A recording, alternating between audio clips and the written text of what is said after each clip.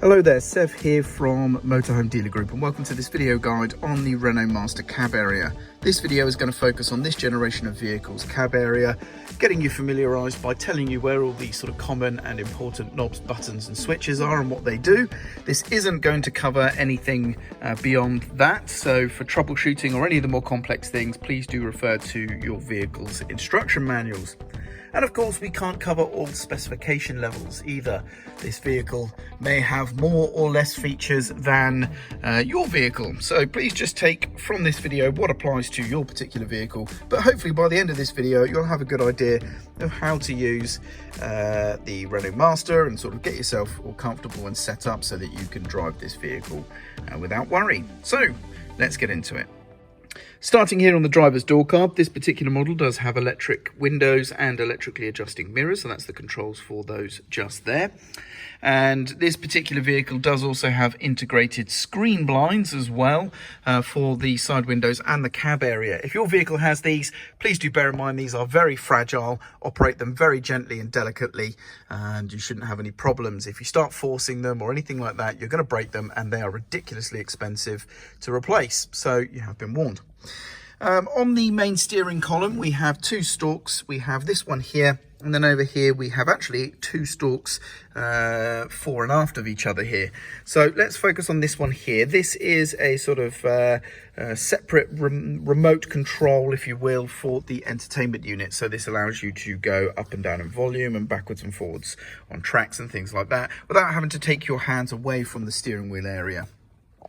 Behind that we have the wiper stalk, and of course it is a little bit harder to see as a result, but we have the wipers which we can operate like so, and then we have I'm trying to switch camera hands here, and we have the ability to push in here for screen wash, pull in for screen wash, and this one here will do a single wipe, I believe, as well.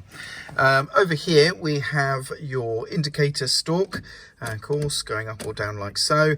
We can pull towards us to flash main beam, as you can see there, and we can turn on our vehicle lights here. So that is side lights, that is headlights.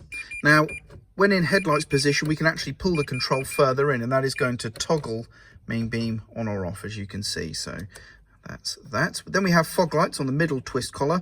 So that one there is front fog lights, and then that one there is front and rear fog lights. And the button on the end is the vehicle horn. So it's not on the steering wheel, it's actually on the end of the stalk just here. Down here, this particular vehicle does have cruise control. So we have cruise control or speed limiter options here, I do believe. I think this one is speed limiter, this one is cruise control, and then set and resume and up and down on the speed is those controls just there. This is your mirror demist. Here we have the ventilation control. So we have, of course, the fan position, fan temperature and fan speed with air conditioning toggle and air recirculation toggles inset above. Down here we have the hazard warning lights, nice and easy to spot. We have a pull-out little tray just here. There is a 12-volt socket just here and another pull-out. Oh, sorry, no, this is a clip for holding your paper and documents and things like that. That is the ashtray, that's the coin holder, if you will. We have a little display here that's part of the entertainment unit as well. You may find yours has been switched out for a more modern or capable unit.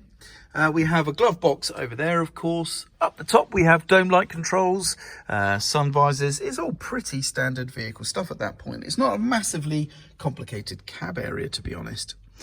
We have the gear lever. This particular vehicle is a 6-speed manual, as you can see, and on this one the reverse is a pull collar up and over to the left of first gear.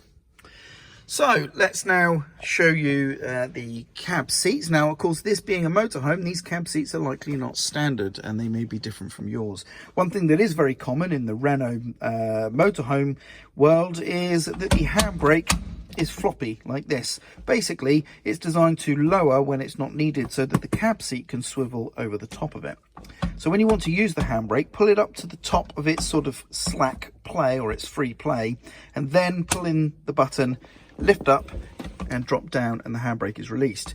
And when you want to apply, just either lift up as normal and it will just drop back down, or of course you can lift up to the top of the free play, push the button in, lift and let go of the button, and it will just drop back down, but that is it set.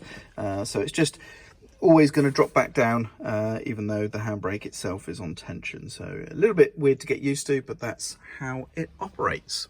If you're looking for the bonnet release on this model, it's to the left of the passenger footwell. So it's a pull lever just there to release the bonnet.